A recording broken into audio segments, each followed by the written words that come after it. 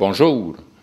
Le monde des communications a été profondément bouleversé par Internet, surtout les médias écrits.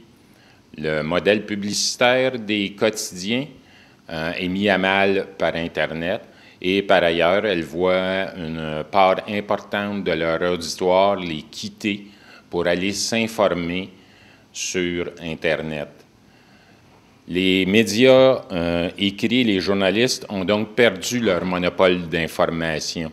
Ce qu'on oublie cependant souvent, et dont on parle beaucoup moins, c'est que les relationnistes ont eux aussi perdu le monopole qu'ils avaient auparavant.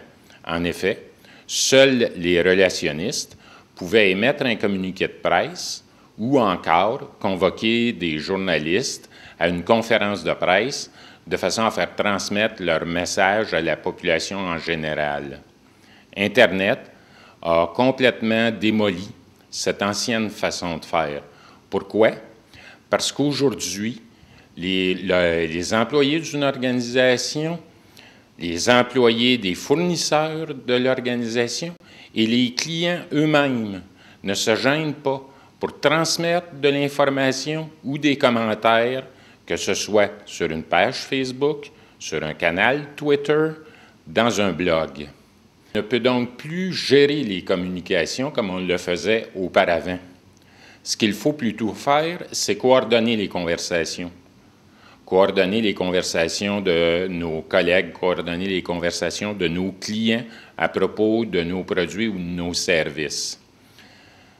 Et coordonner, ce que ça veut dire dans mon esprit, c'est d'abord et avant tout écouter, se joindre au réseau ou suivre les blogs qui sont susceptibles de parler de notre organisation ou des enjeux reliés à notre organisation.